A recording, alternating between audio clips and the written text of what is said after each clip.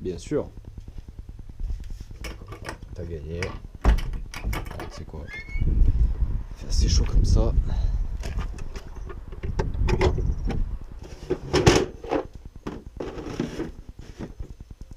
Merde. Oh. Aouh. Bon. Au pire, ça prend feu.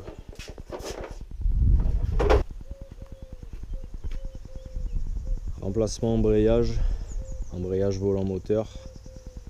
Sur une Polo 5 6R de 2011. 1,6 litre TDI. Code moteur Kaib. Avec une boîte auto DSG7 DQ200.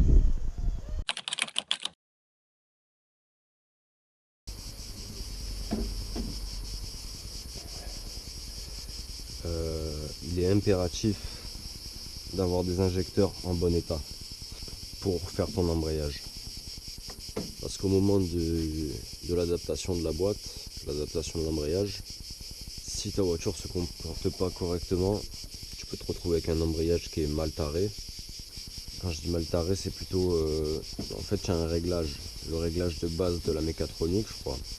Et en gros, elle vient régler le point d'effet en fait au moment où tu embrayes.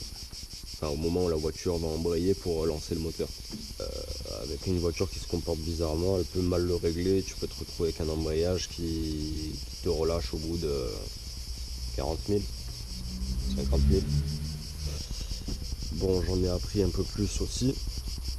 Je possède une boîte de première génération. Une boîte de vitesse d'un modèle de ces voitures qui est avant juin 2011. Donc je te conseille avant de commander ta pièce, si tu n'es pas sûr, de regarder quand est-ce que ta voiture a été immatriculée, la première immatriculation de la voiture. Et il se trouve que moi, ma voiture a été immatriculée en janvier 2011. Et bon, j'ai de la chance, moi j'avais fait la recherche avec la plaque d'immatriculation ou le VIN. Donc j'ai eu la bonne pièce, mais j'aurais pu me faire douiller et me retrouver avec un embrayage pour une boîte de deuxième génération alors que c'est une première génération. Bon, procéder par contre au démontage de la boîte, je n'y connais absolument rien. Je sais que ma boîte est là-dessous, il va falloir que je fasse de la place, donc ça implique d'enlever la batterie, d'enlever la boîte à air, et voilà, c'est parti.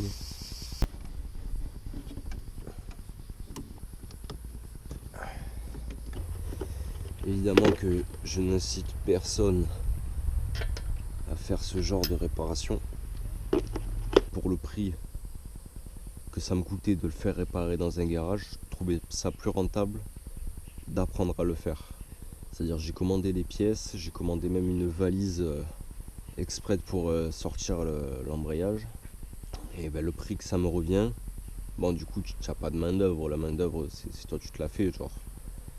Mais pour moi c'était plus avantageux d'apprendre à le faire plutôt que de laisser donner 2500 balles à un mec et au final me coucher plus bête le soir, tu vois. Et en fait moi il y a une chose qui m'est arrivée plusieurs fois avec des mécanos, c'est de lâcher un gros billet pour une révision, une connerie, un piston sur une moto, une connerie comme ça, et qu'au final la moto casse. Et quand tu en arrives là, tu en veux au garage. Tu te dis, bah, c'est quoi ce travail de merde qu'il m'a fait et voilà, quoi, ça fait chier. Mais quand c'est toi qui fais la connerie, tu peux t'en prendre qu'à toi-même. Du coup, tu te dis, bon, c'est moi j'ai merdé. Où est-ce que j'ai merdé? Tu pourras peut-être savoir où tu as merdé, si tu te rappelles bien. Alors qu'un garage, bah, tu peux juste marronner parce que tu as lâché 700 balles pour rien au final. Pour en lâcher 1500 derrière pour réparer ton truc qui est cassé, quoi.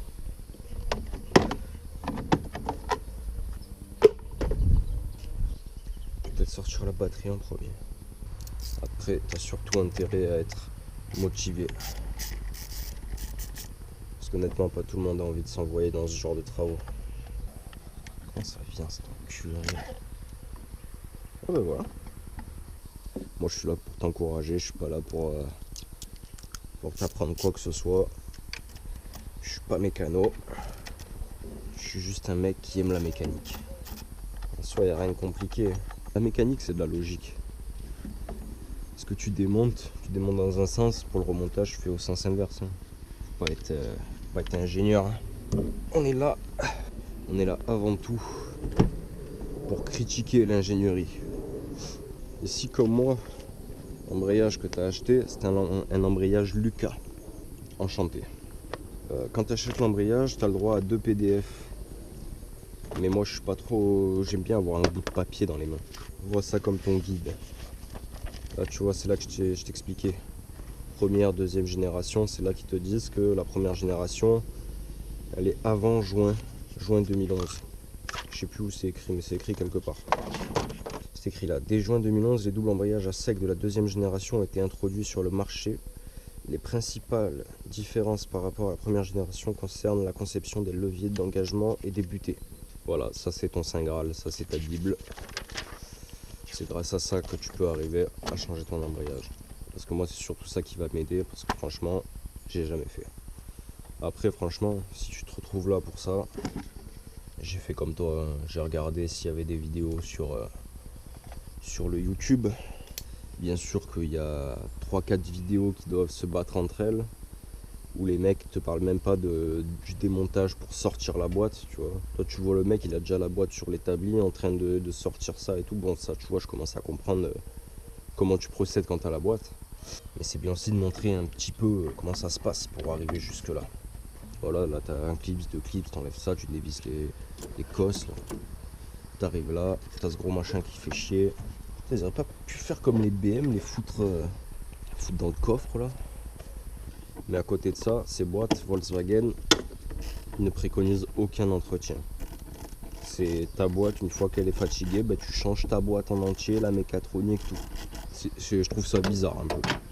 C'est tellement ils savent que leur boîte c'est pas fiable. Après quand tu te renseignes sur internet, si tu as la même voiture, enfin le même moteur avec la même boîte, on sait toi et moi que c'est pas les meilleures boîtes qu'ils aient faites. C'est pour ça qu'ils se dédouanent de tout entretien. Ça me fait chier maintenant là. Objectif d'aujourd'hui, démontage et remontage dans la même journée. Et je trouve que c'est important quand même de se filmer. Parce que des fois tu peux te retrouver dans une galère parce que tu sais plus où telle pièce va. Donc je pense que c'est bien d'avoir un petit repère.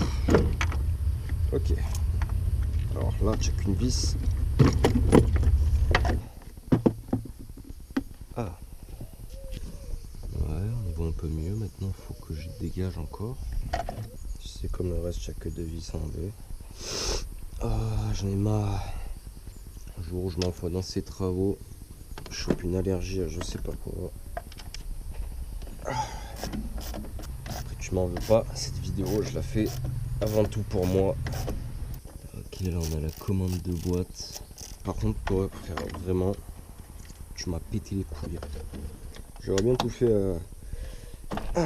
au pétard, mais. Ah, d'ailleurs, ma batterie, elle a pas fini de charger. Eh oui, elle a fini.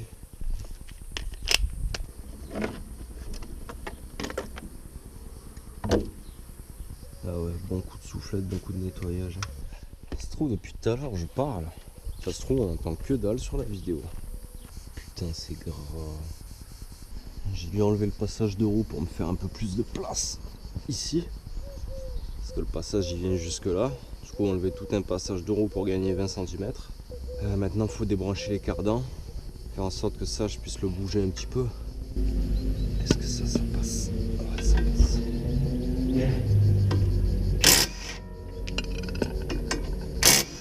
Ok.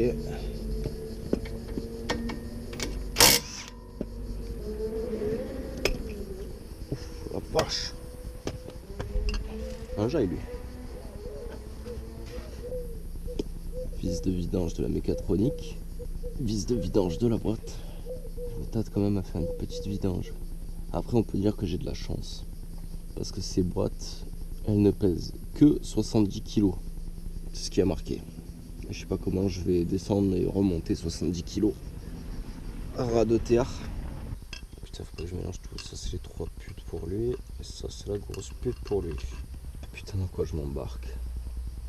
Ah, j'arrive à me dégoûter tout seul. débranche la crémaillère. Dans le doute. 11-16. Aïe. 11-16, elle va rester là.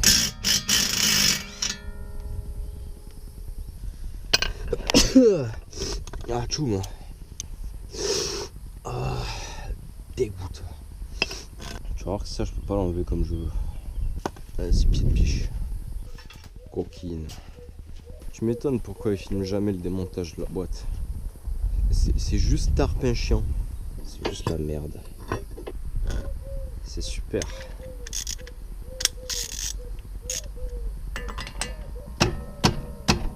Ah putain. Pourquoi j'ai que des outils de merde? Pourquoi j'ai que des outils de merde? Je vais démonter le cardan à la base. Putain, 3 heures de rush juste pour démonter la boîte, frère. Je vais pleurer.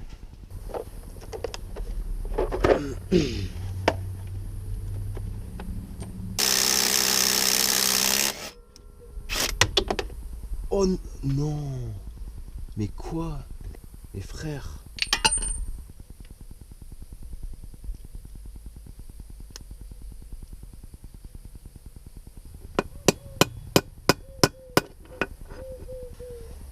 De mieux en mieux. Peut-être de meilleure qualité, je sais pas. C'était quoi ça? Chrome vanadium? Chrome vanadium? C'est toute une histoire. Hein. La tête de ces putes là. Bon, je pense que pour l'instant t'as compris la chose. Je vais pas te garder pour admirer un putain de massacre. Le but c'est de pouvoir sortir la boîte là. Faut enlever les cardans, ça tu enlèves ce qui te semble gêner. De l'autre côté pareil, il faudra enlever le cardan. Je vais m'amuser. Je vais couper avant que la GoPro surchauffe parce que mon biais.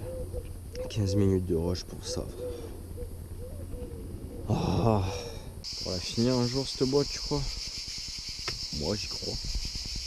Depuis le temps où j'ai tout laissé en plan, c'est carnage.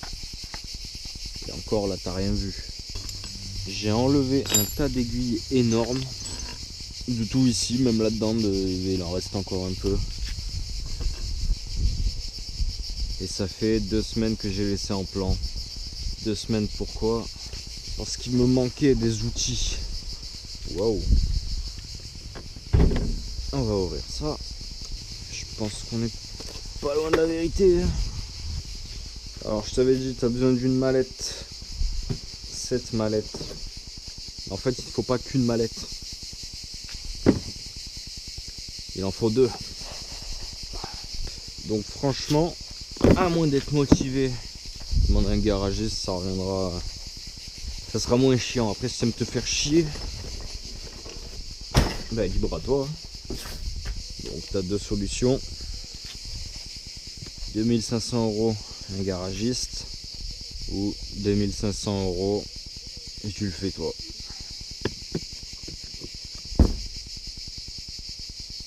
Moi je préfère le faire moi.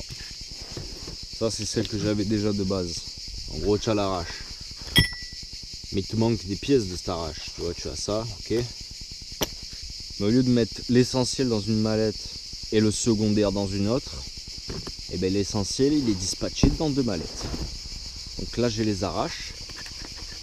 Et là j'ai ce qui passe autour de l'embrayage pour arracher quoi. Et après tu as des comparateurs, là des bouchons t'en as en pagaille. Des bouchons pour empêcher que la boîte se vidange. La douille pour que l'arrache il pousse dessus, je crois, il me semble, pas sûr. Je ne sais pas ce que c'est. 600 balles, 600 balles. Parce que je suis content énormément.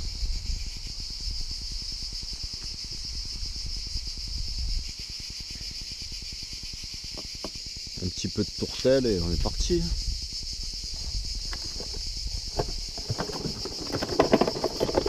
Voilà, je m'en étais arrêté où? Dans ce gros machin enculé qui pèse 70 kg. Voilà, là tu vois, tiens, par exemple, t'as un bouchon, il va là. sinon la mécatronique elle se vide.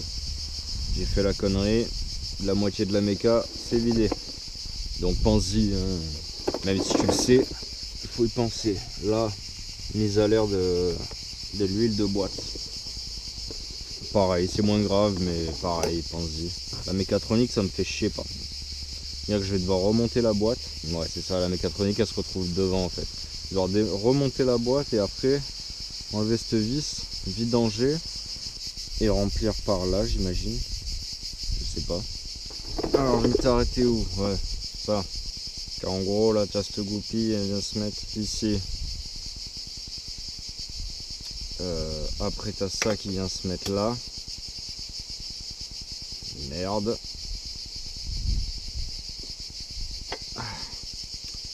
Et pour enlever ça, t'as cette goupille qui est mise en force dans cette putain de rainure là.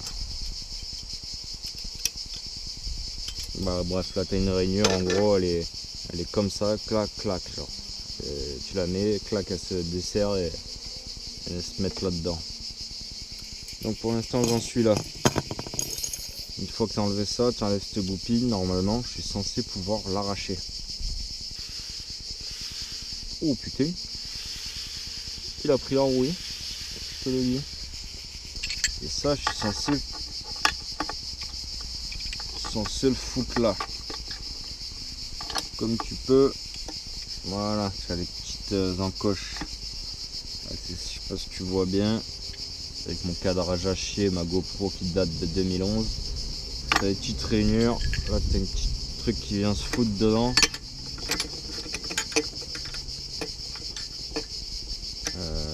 Voilà. Normalement tu vois c'est bien censé venir se foutre dedans.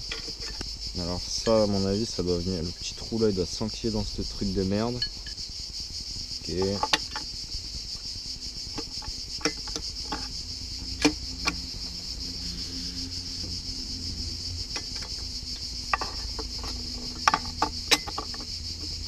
Il faut trouver la position pour arriver à le foutre là-dedans. Ça c'est bon. Tu sors ces trois merdes. Pour info, j'ai essayé de chercher, voir si je pouvais trouver au détail. Bah non, quand tu trouves rien au détail, tu trouves les mallettes, c'est tout. T'as pas le choix. Ah ouh. Je ne sais pas si ça c'est censé venir ou pas. En théorie non, vu que mon clip s'il est pris dessus, il empêche le roulement de sortir. Du coup ça se met là, ça vient bloquer. Ça rentre dedans comme dans du beurre.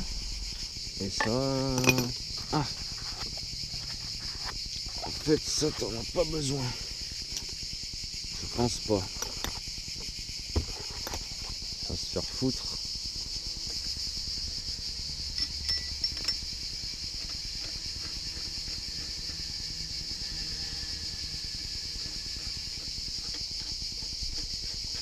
Et en théorie,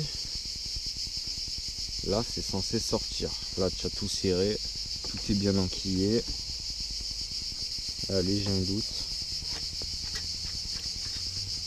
En théorie tout est bien. Ça, je crois que j'ai pas y touché. Je sais pas si tu vas bien m'entendre, étant donné que j'habite dans la forêt et que les cigales elles sont déchaînées. Encore ça va, aujourd'hui on fait pas trop de bruit. Et là je suis censé desserrer tout ça.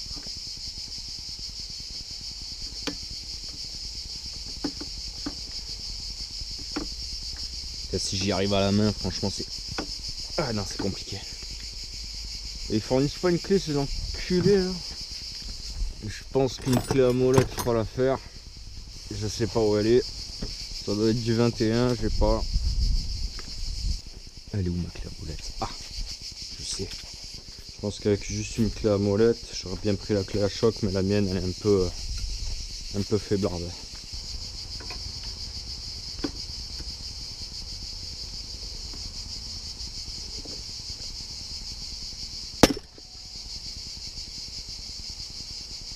Oh, connasse.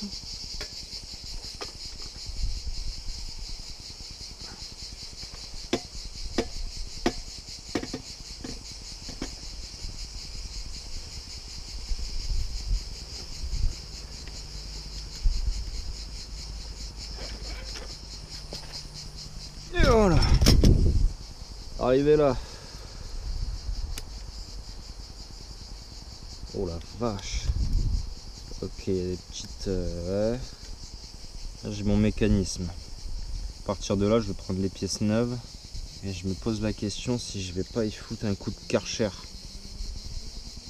Parce que c'est bien gras là-dedans. Je me demande comment tout ce gras il arrive là. Quelle question. Suffit que ton joint de cache culbuteur il laisse passer l'huile. Et l'huile elle rentre là. Tu bousilles ton embrayage. En fait c'est même pas un tuto frère. Tu regardes juste un con se faire chier à la place du mécano. C'était aussi dur ça?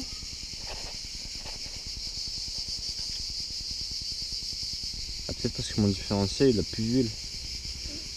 Enfin, le différentiel. C'est l'huile de la boîte, non?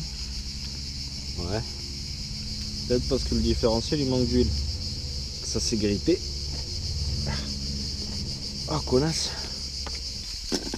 Voilà. 1200 € pour t'en servir 5 minutes. Waouh. Donc, tu sais quoi? Je vais peut-être passer un coup de Karcher. Ça. Et ça dégage.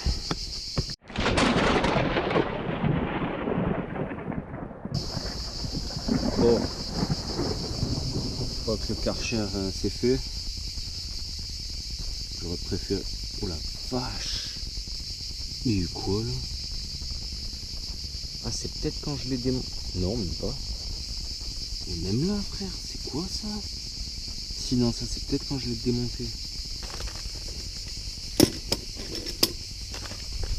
On arrive au mécanisme.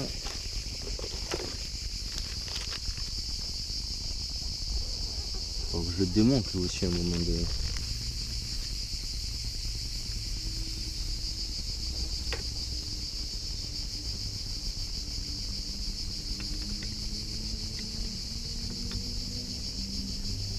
D'accord.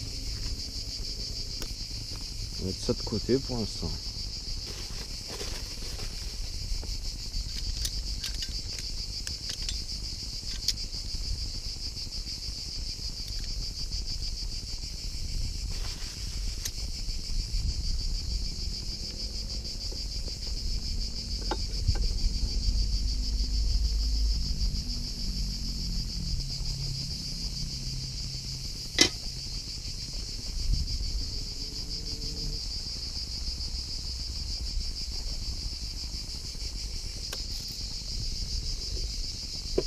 Toi, tu bouges pas.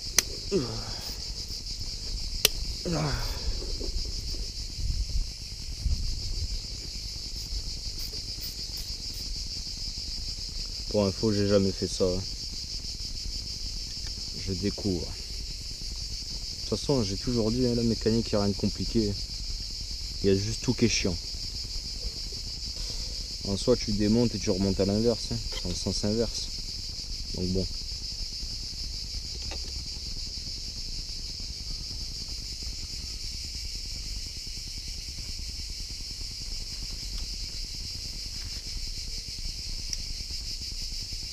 D'accord, alors ça,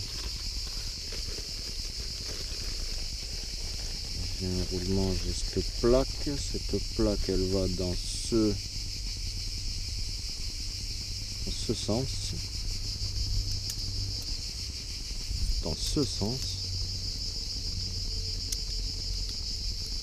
voilà, en théorie là je peux remonter là.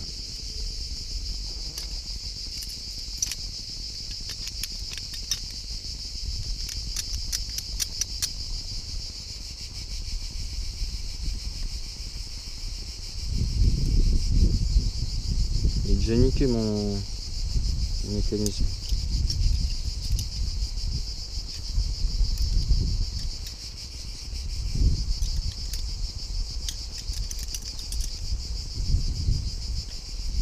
Ça va aller là.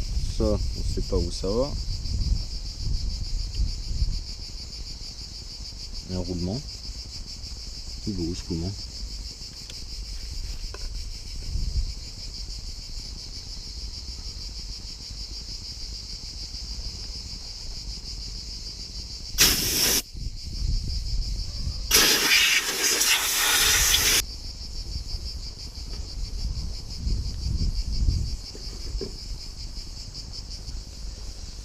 bien pourri là-dedans.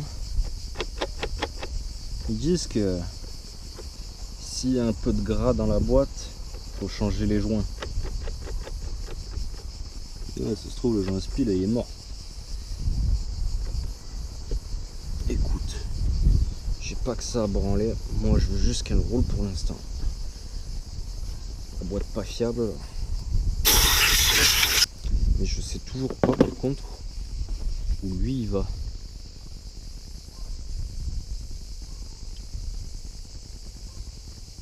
Oh shit. À mon avis il va là, mais du coup putain j'ai tout pourri. Ah c'est ça, c'est celui qui est dans le joint, dans le volant moteur là-bas. Bah écoute, on va remonter. Hein.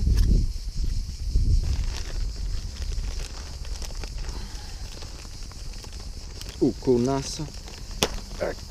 Même le sachet il est qualité allemande. Pourquoi j'ai tout ça là? Je suis censé ils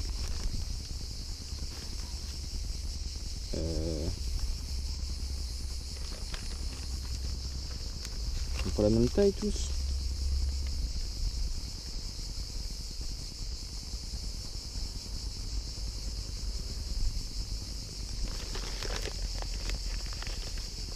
Ok, j'ai les deux vis. Ça. Pourquoi je devrais le remplacer ça?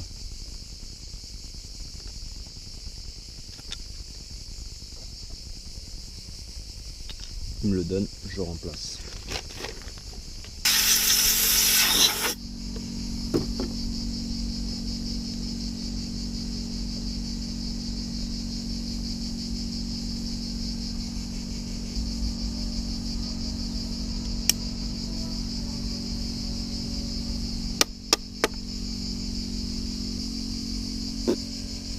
Voilà.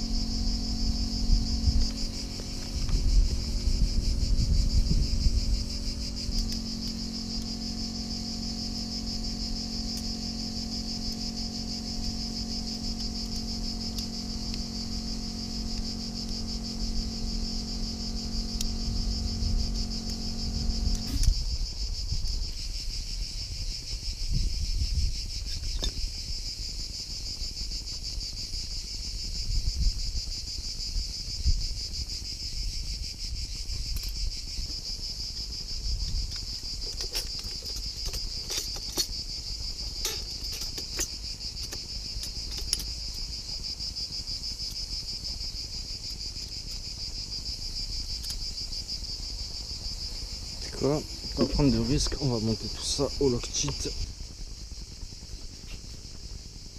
Mais qu'est-ce que je fais là, toi? Tu vois venir, hein?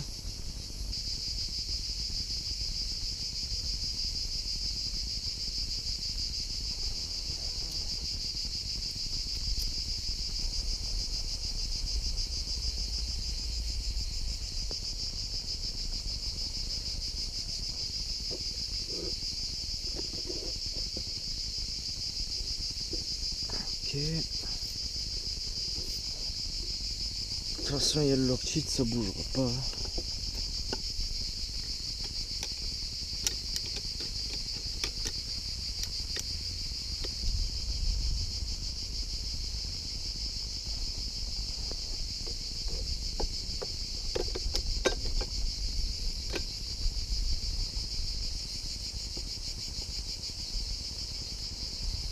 Est-ce que je dois rattraper la même taille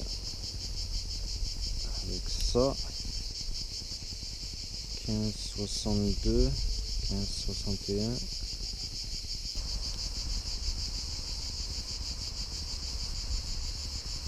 $15,79, $15,69, $15,59.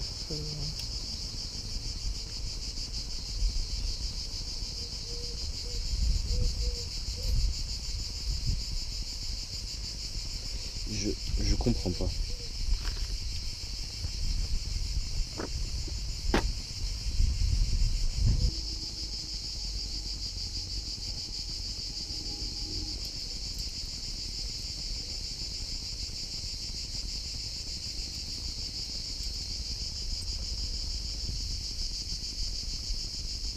13,4.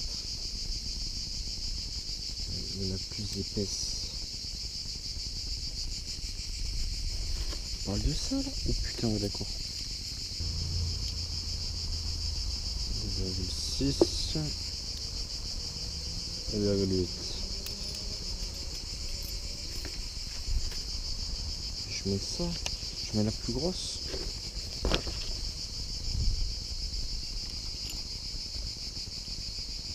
Ok. Ça du coup je sais pas.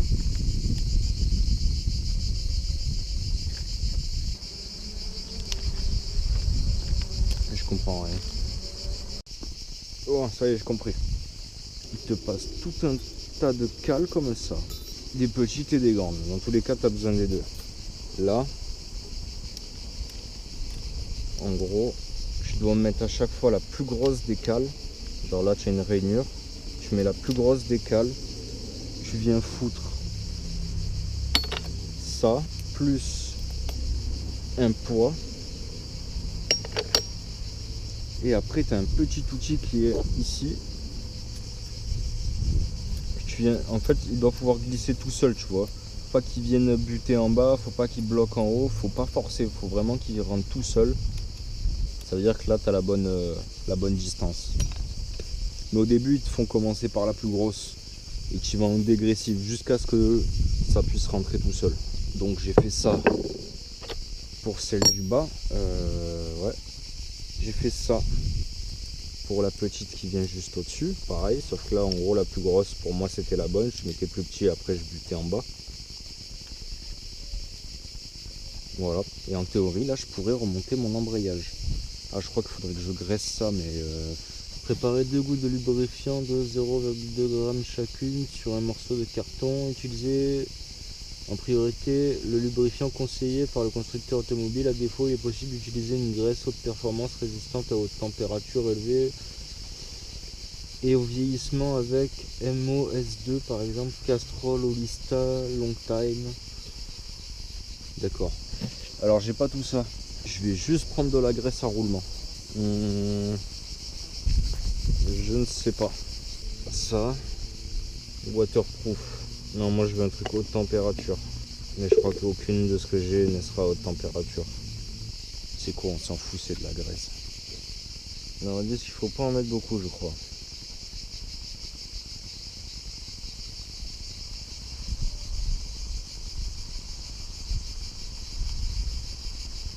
Bien dans les rainures, voilà. Et en théorie, je pourrais remettre mon embrayage. En théorie.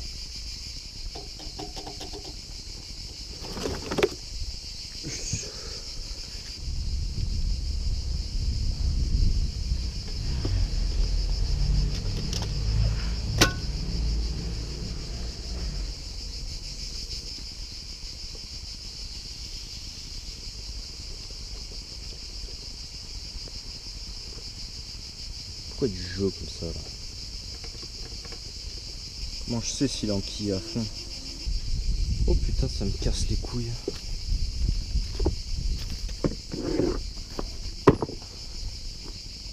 Ah, c'est quoi? C'est ça que je dois utiliser?